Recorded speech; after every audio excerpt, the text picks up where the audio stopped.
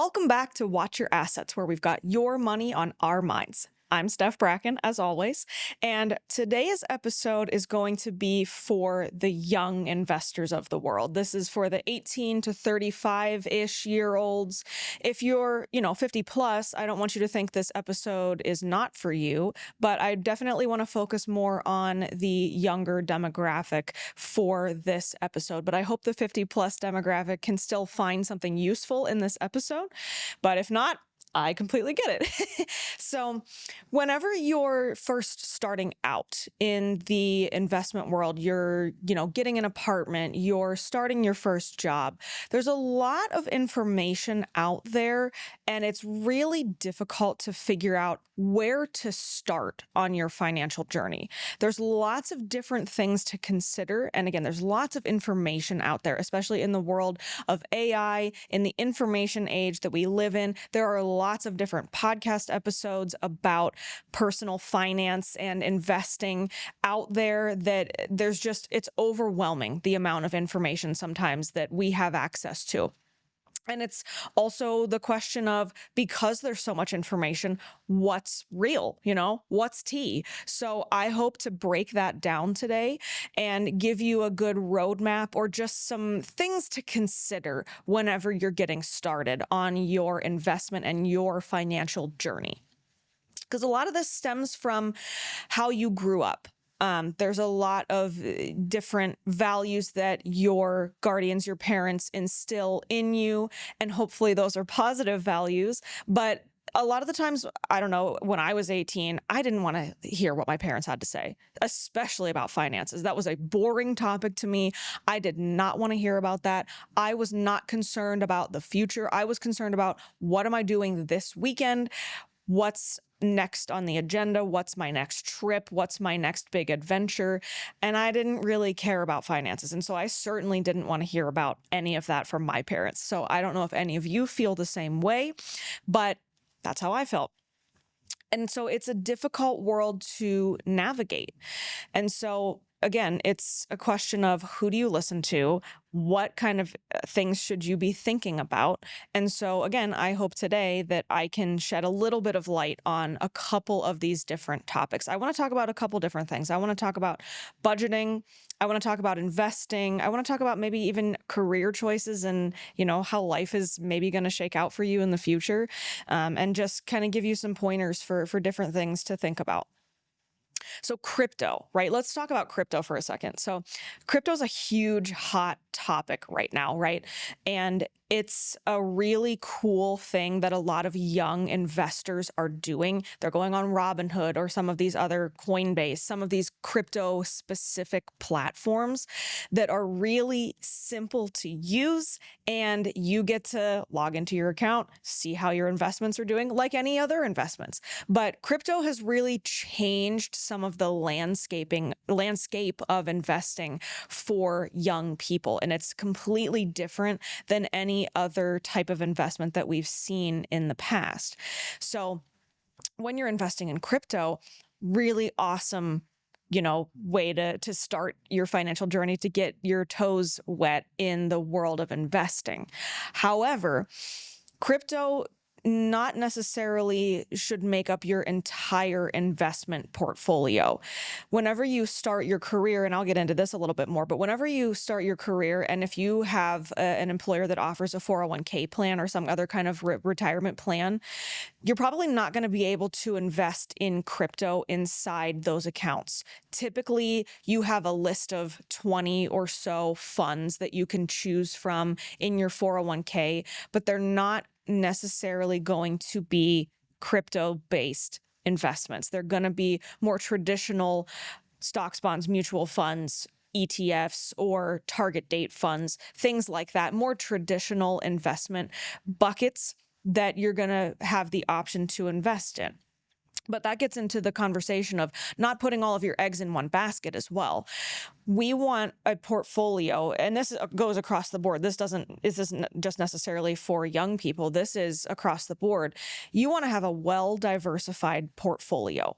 So if you have all of your money in crypto, even if it's in different crypto type funds, or different coins, Doge, I don't even know what some of the other ones are. I'm not a big crypto person, so I'm not going to be the best resource to tell you about different crypto coins you can invest in.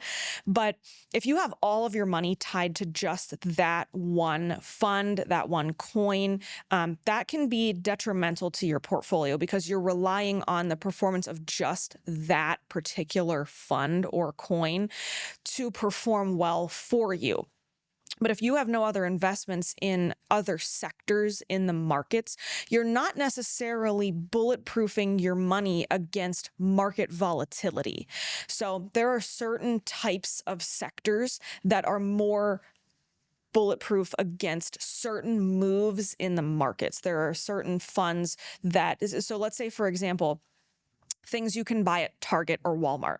These are typically recession-proof type goods because you're always going to need toilet paper, right? You're always going to need food that you buy from a grocery store. So those types of investments tend to be a little more or a little less volatile when it comes to recessions and things like that, because these are goods that you need regardless of what the overall market is doing, regardless of the economic cycle that we're in, whether we're, again, in a recession, whether we're booming, it doesn't matter. Bull, bear market, those types of funds are typically not super volatile in those types of markets. But there are others that are.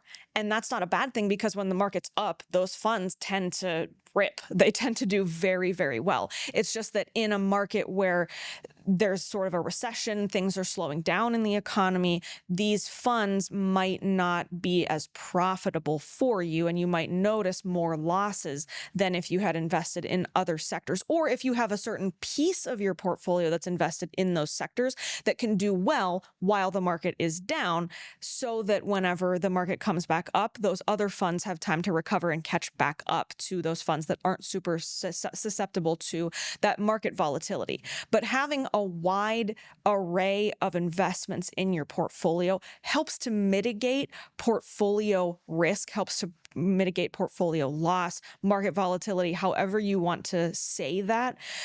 Being well diversified helps to keep not only your exposure to those different types of funds more balanced, but again, helps to keep your portfolio sort of in check no matter what the market is doing, because we can't always rely on market performance to be the thing that we are holding on to whenever we're looking at your financial plan.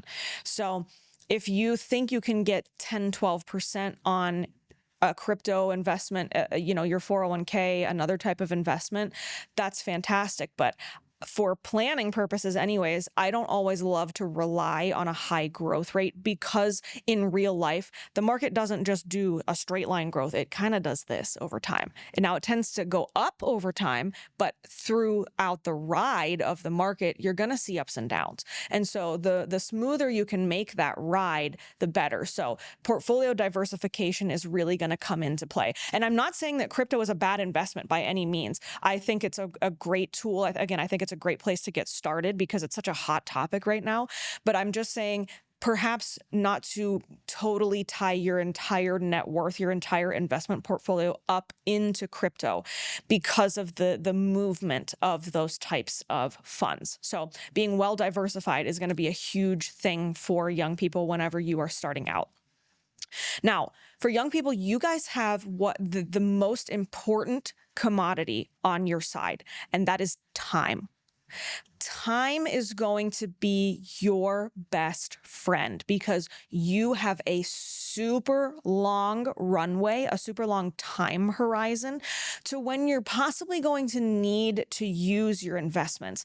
Whenever you're younger, typically you might need a little bit of liquidity from your investments to purchase a home or some other large purchase that requires more than just a few $1,000s in your savings account. So sometimes you need a liquidity sort of bucket to keep on hand that's still growing with the market. It's growing more than a savings account would, but that's not that's not tied up in anything that you can't get out of, like a CD, for example, that has a term on it, or an annuity that has a term on it to where your money's kind of locked up for a couple of years before you can actually pull the money out. So when you are young, you might have no need for liquidity. So for example, in your 401k, that's money that you shouldn't pull out of if you can help it.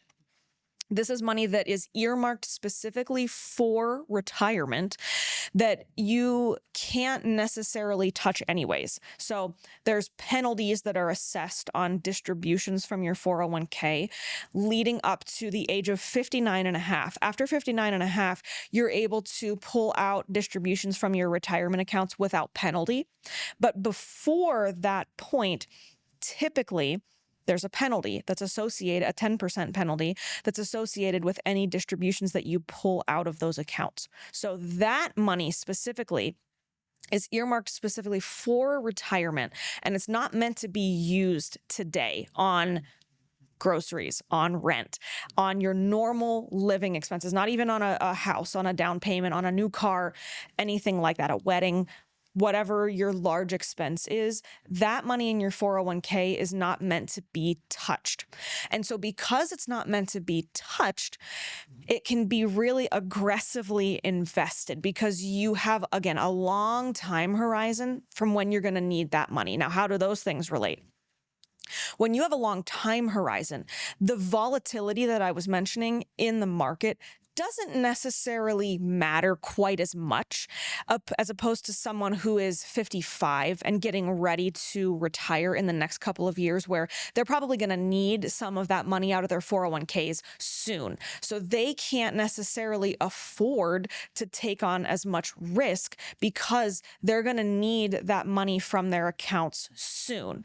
But when you're 18, 20, 25 years old and you can't necessarily touch the money in your 401k for 40 years, you can withstand that market volatility because historically the market increases over time.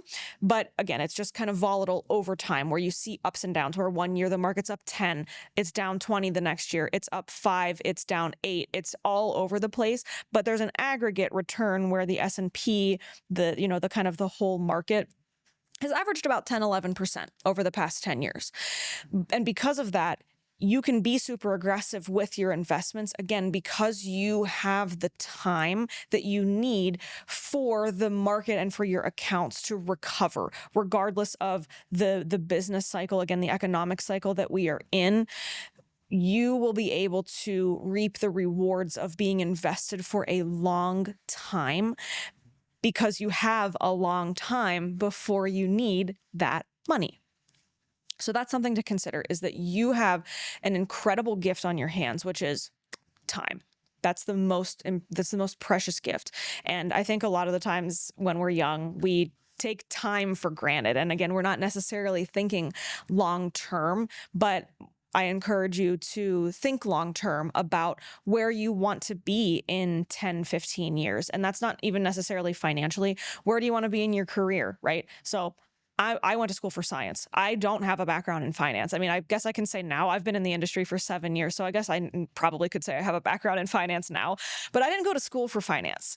And so that's another thing to think about whenever you are getting started. If you're in college, have a plan, but allow that plan to be flexible, because sometimes life is going to just take you somewhere that you didn't necessarily think it would. And that's okay, because it's an opportunity that you might not know existed. That's an even better opportunity than what you thought you were going to get into whenever you first started college. I thought I was going to be a doctor or maybe a physician assistant. That obviously didn't work out well for me. I knew I liked science when I got to school, and I knew I liked math, but I didn't really know what else to do with my degree when I was 18 years old. I didn't know what I was going to go to college for. I just knew I wanted to go to college, but had no idea. So I went for biology because that seemed to be a safe bet that I could do a lot of different things with. I could have a lot of different career options with after I graduated. But then when I got out of school, number one, I had a lot of debt. from undergrad. If we're being transparent, I graduated college in 2015. Oh my God, Steph, you look so amazing for your age. I know. Thank you so much. But I graduated college 10 years ago, and I still have about $50,000 worth of student loans. And I'm not using my degree. And that's not to discredit a 4-year degree. I am so thankful that I have a bachelor's degree, but I'm not using it.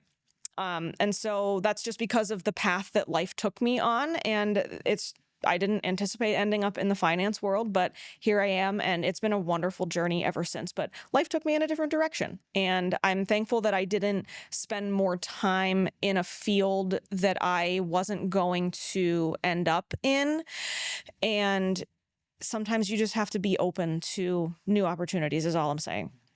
So that's a little bit about me. Not that anybody asked, but just as a young person, I don't know, I like to think that gives people some hope that even if you have a plan, a perfectly planned out plan, sometimes the plan gets derailed.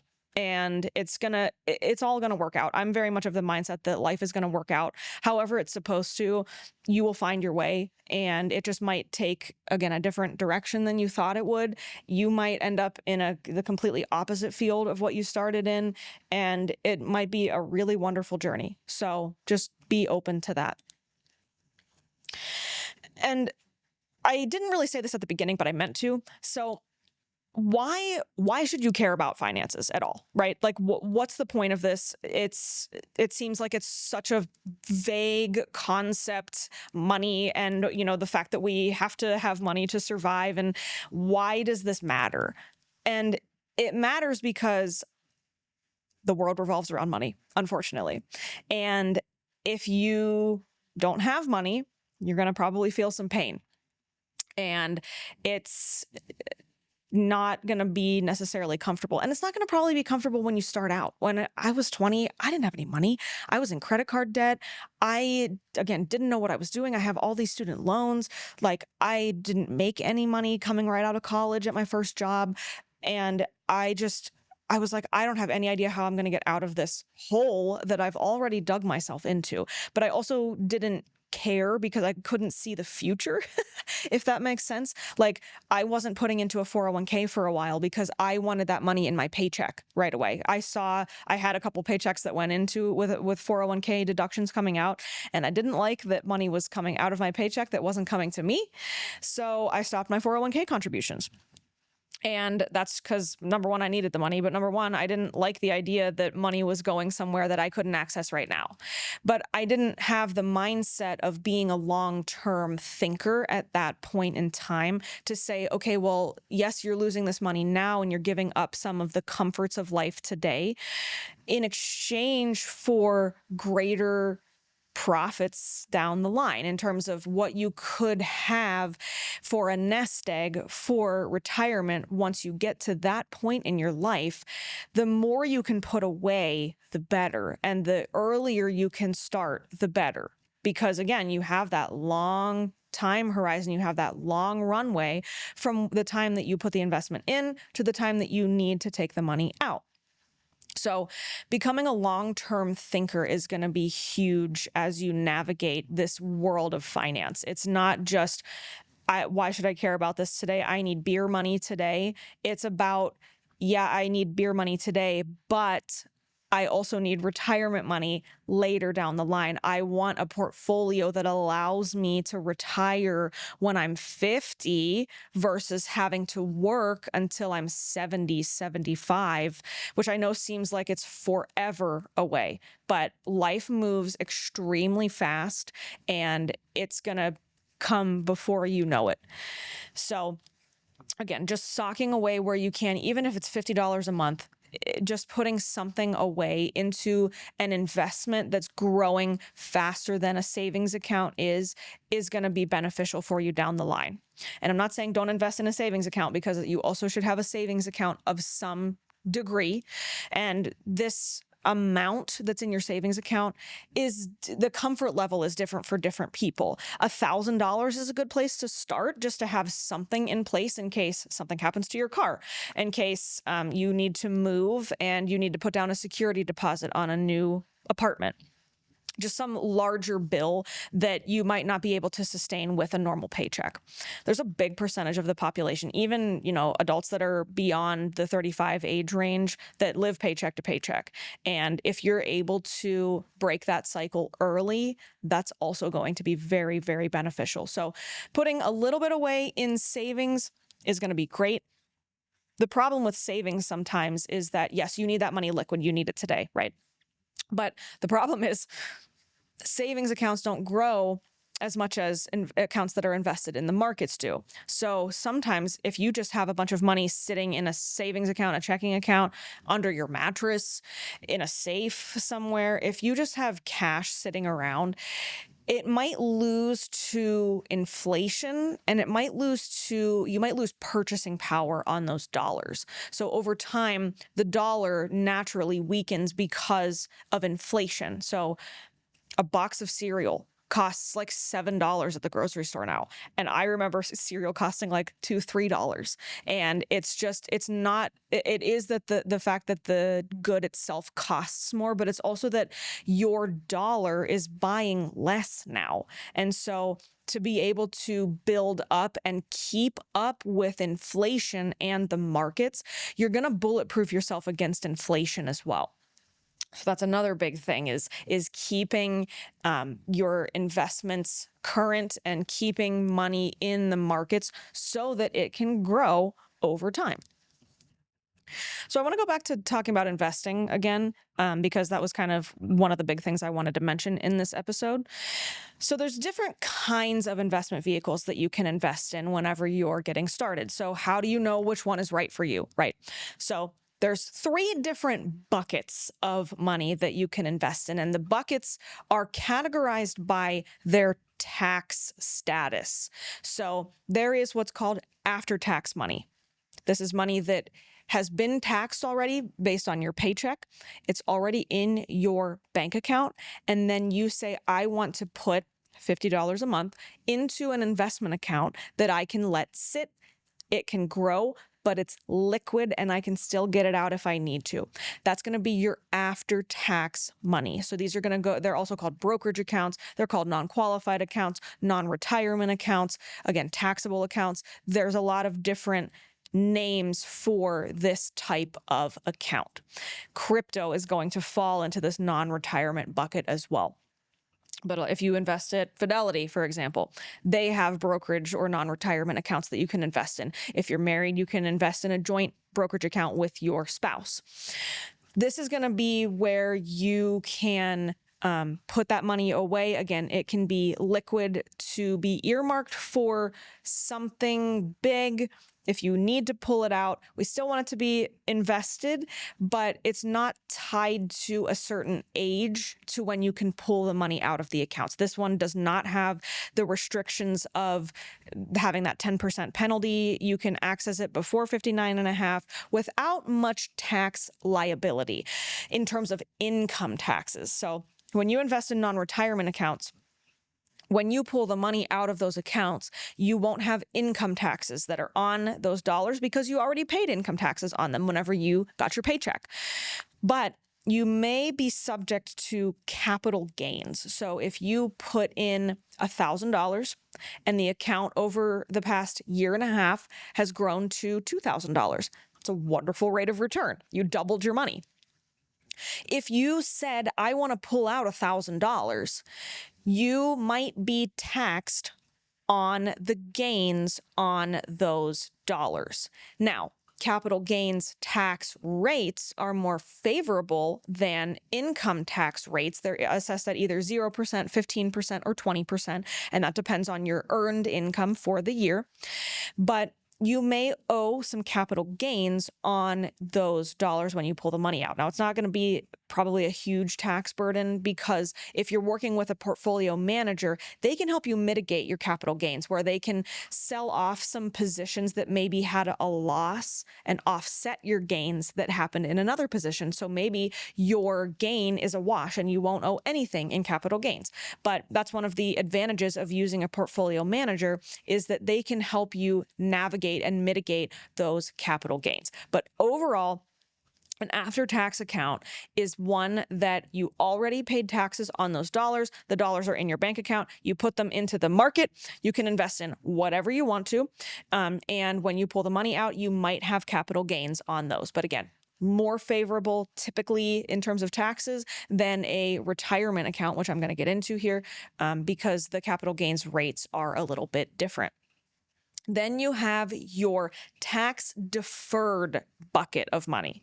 Your tax deferred bucket of money is going to be your 401ks, your IRAs, any retirement account that is not Roth is going to be a tax deferred account.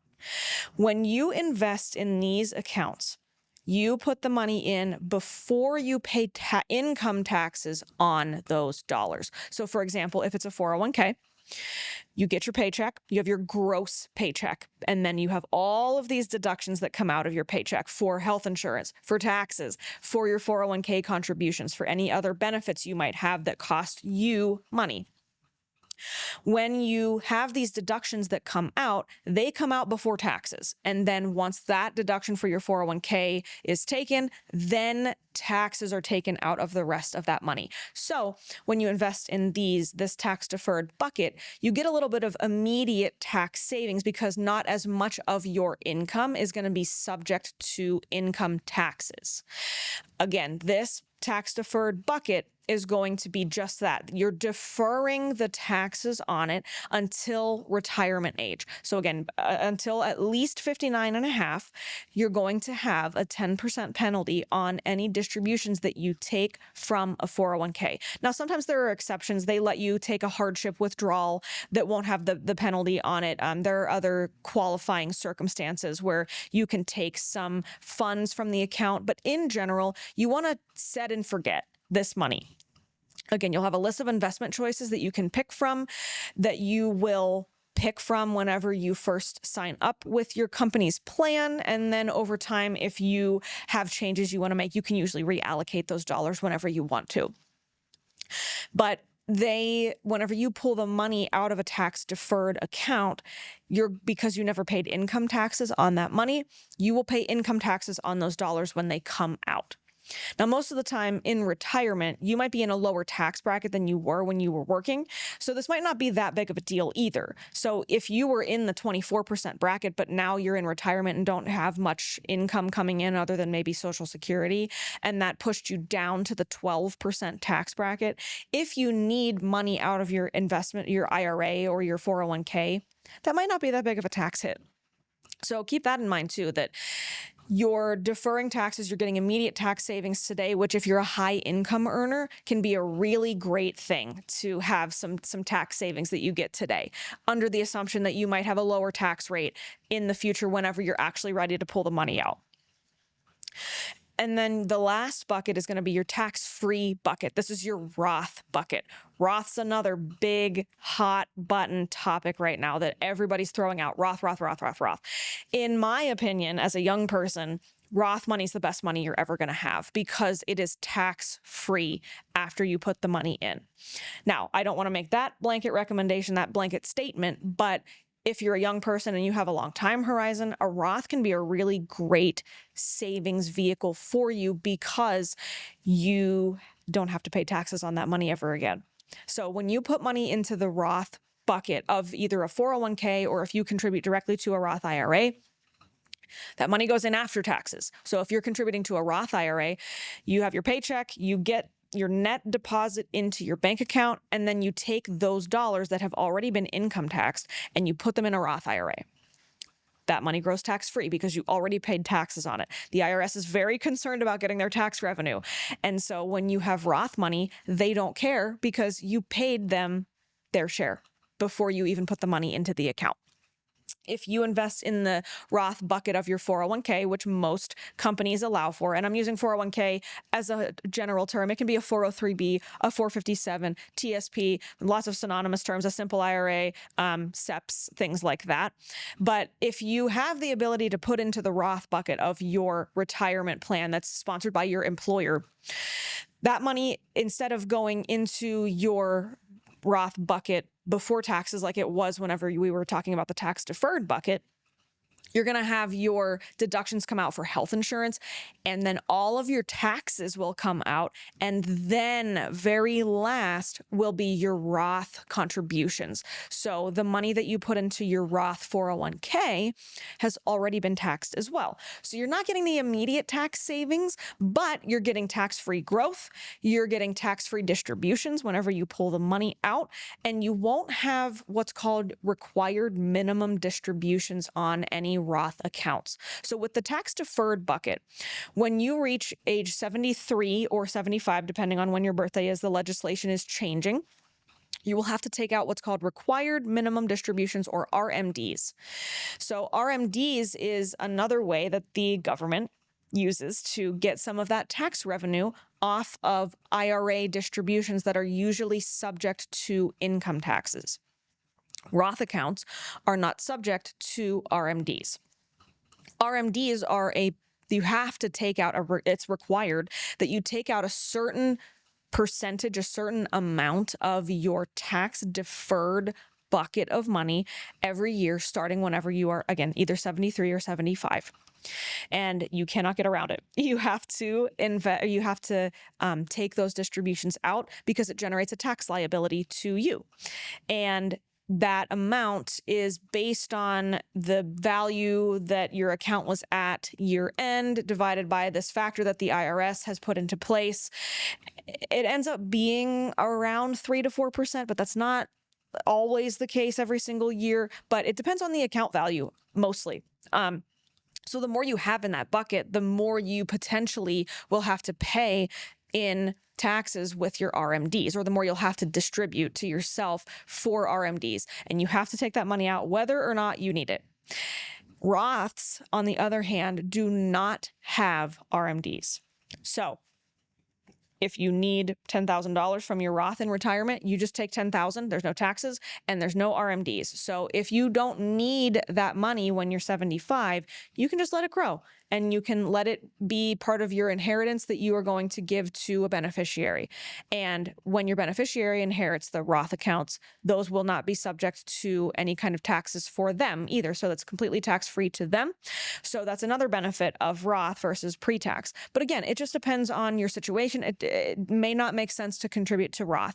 If you want to contribute directly to a Roth IRA, there's income limits on who is allowed to put money into a Roth IRA. If you make too much money, you cannot contribute directly to a Roth IRA. Now, there's workarounds with a backdoor Roth contribution, and I don't have to spend time talking about that today, but there's workarounds for that. But you can always contribute to the Roth bucket of your 401k, regardless of your income, if your employer offers that piece of the puzzle. So as a young person, but this goes a long way this pretty much applies to everybody. Living above your means is going to be one of those things that can really derail your plan. With social media, we are bombarded with other people's lifestyles who, I don't know. I think it's all fake. I think it's all a front. I think that there's a lot of things you don't see on social media that they're showing you the highlight reel, right? They're not showing you the debt they're in that they used to purchase this new car, this giant house they have. They have, they take all these vacations every year, but you're not seeing the fact that they're in debt because of these vacations. And that's not always the case, obviously, but we live in a comparison culture where you see somebody doing something that you think, gosh, I'm falling behind. I don't have a house yet. I'm not taking all these vacations. I can't afford to take all these vacations. But understand that what you're seeing on social media isn't always the whole truth, right? So try not to compare yourself to others and live within your means. It's okay to drive a used car. It's okay to rent if you can't afford a house. It's okay to not take vacations every year, or take vacations that are not as glamorous as, going to Fiji, but that are a little cheaper, where you can go camping. You can do something that's free or almost free. Go visit a state park. Those are free, or maybe have a little bit of an entry fee. But you can do other things that still give you the same level of satisfaction of going on a new adventure, but don't necessarily have the same financial ramifications as a giant vacation might. So it's okay to not compare yourself to others. It's very difficult to do that, especially in the world of social media that we live on. It's easy to think you're falling behind, but just know that if you make smart decisions today and don't take away from your financial future, you're going to be in a much better place than some of these other people that you might see on social media.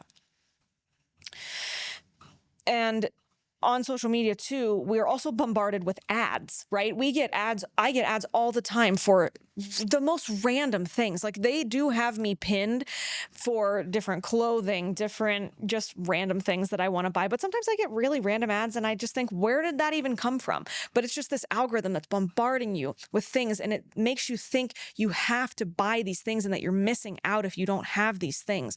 But if you can block out the ads, if you can resist the temptation of buying a $50 backpack, $20 here, $20 there, that's also going to help your monthly cash flow, and it's going to help your future too, because you're not wasting money on things that don't matter. That, in 10 years, those shoes, they're out of style. They're not going to matter. They're falling apart anyways. But if you used that $100 that you would have spent on shoes and you put it in an investment account instead, and you've compounded that growth over time, that's going to be a much better use of that resource.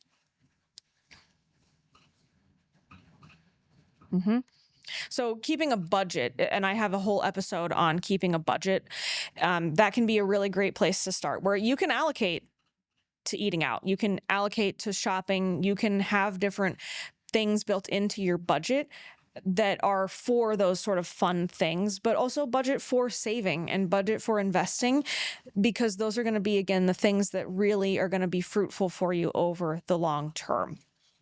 The other thing and I hope that I'm sort of helping with this one, but I think there's also a little bit of a lack of education in the finance world. Again, not even necessarily for young people, just in general, because it's not something people do all day, right? If you're not in this world, how would you know about Roths versus traditional 401ks? How would you know about investing, about any of this stuff, right? Because it's not always taught in schools. It's not always something that your parents might instill in you, or again, if they are, you're just like, yeah, whatever. But it's really important to educate yourself using really solid resources, not ChatGPT. That can be a helpful tool, but it's not a primary source if you're into research. That is not a primary source of information. So finding someone or some source that you can trust and that's giving you valid and vital information is going to be huge, because not a lot of people have this education. So it kind of is up to you of how much you want to educate yourself, but being educated in some way is going to put you light years ahead of other people who may not have the desire to learn about these things. Because when you have the knowledge, you get to decide then what is the right path for you, versus if you don't know anything and you just think this is the right thing, it might not be the right thing. But how would you know if you don't have the education on that piece of the puzzle? Okay. One of the other things that can be detrimental to your plan, and it kind of goes hand in hand with the living above your means, is abusing credit cards, abusing bad debt. There's good debt and there's bad debt. And again, I talk about this in my budgeting episode, but when you have bad debt, that's usually credit cards, personal loans, things that have high interest rates on them, you can get yourself into a lot of trouble with credit cards. Especially as a young person, it's very tempting to want to use credit cards because it seems like it's free money that you can just use whenever you don't have much money in your bank account, but can get you in a lot of trouble. And credit cards can be a really useful tool if you use them properly. Like anything else, if you use them improperly, it's going to be bad. And so just knowing how to use them responsibly is going to be huge. If you carry a balance every month on your credit cards and you're not able to pay off the balance, if you just go to Nordstrom and just rack, just put all of this money on a credit card and you can't pay it off at the end of the month, you're going to lose a lot of money to interest, and you're going to spend a lot of your mental energy and your physical dollar bills to pay off those credit cards. Now, used properly, they can be a great tool to build up your credit score because, again, as a young person thinking about buying a house or even an apartment, they run credit checks. So having decent credit is going to be big. If you can put $50 a month on a credit card and pay it off every month, you're showing the credit card companies that you are a responsible buyer, even if your credit limit's only $1,000. If you keep that balance low, that's going to increase your credit score. If you pay off your bill on time every month, increase your credit score. So that's a huge thing to think about too, is not relying on credit cards to fund your monthly expenses where you can help it. In an emergency, they are wonderful. Again, you can build up your credit score. You get points towards travel or cash back if used properly. But it's whenever people start keeping a balance and they accrue more debt without paying it off that these really start to become a burden to your financial plan. And now you might run into a situation where, well, I can't afford to pay off my credit cards. I need to decrease my 401k savings because I need more money in my paycheck to pay off these credit cards. So the cycle continues where now you're not putting as much into an investment account because you have to use that money to pay off credit cards. So if you can use them responsibly, if you think you're a person who can pay them off every month and use them in the right way, they are awesome resources. But if you're not, and a lot of people aren't, the average credit card or the average household in America has about $6,300 of credit card debt. So if you are one of those people that you think can't use them responsibly, or you know you can't use them responsibly and you have some credit card debt, cut them up. You don't even try to put anything else on them. It's going to be about paying off those balances then. So use the money in your bank account, use the Dave Ramsey method of, putting actual physical dollar bills in an envelope, whatever you need to do, but use your checking account to fund those purchases if you know that you are not responsible with credit cards. And then one of the other things is kind of an op is not having a goal, not having a plan. As I said before, plans can change, but it's helpful to at least have somewhere to start, a vague idea of what you think might happen in the next 5-10 years. I want to buy a house. I want to get married. I want to start a family. I want to plan for retirement at 55. Whatever it is, there's I want to take X amount of vacations a year, like things like that you can build in that are big goals, but it's somewhere to start. I want to build up a savings account that has $5,000 in it. I want to build up an investment portfolio that has $30,000 by the time I'm 30. Like those kinds of things that are bigger goals than just something you can do in a year. These are going to be a great place to start because it helps to keep you on track. It helps to keep you looking at where the finish line is. So if you don't have that, you're kind of probably just going to be floundering of, I don't know what to do. I'm listening to all these different opinions about different topics. I kind of know about investing, but not really. I'm putting some into my 401k, but is it enough? I don't know. Do I have enough in my savings account? What if I want to go on vacation? What if something happens? Having a plan, having goals in place can help you stay on track. And it helps to keep you motivated too. If you know the goal is, I need to put $1,000 away a month, you have to figure out a way to come up with that $1,000. And it can't be, I went out 20 times this month with my friends because that $1,000 just went out the window to do all that. So it helps to keep you oriented around things that are most important to you. And saying no is going to be really helpful too. I know that you want to go out with your friends. I know that it's tempting to want to go on all of these trips. But sometimes saying no to even one night out a month can make a huge difference to your plan. Because if you find yourself spending $50, $100, $200 on a night out between dinner, going out for drinks, going to the casino, whatever that is, going shopping on a Sunday with your girlfriends, you can, end up spending hundreds of dollars when you didn't mean to. And so if it's built into your budget and you're able to do that, great.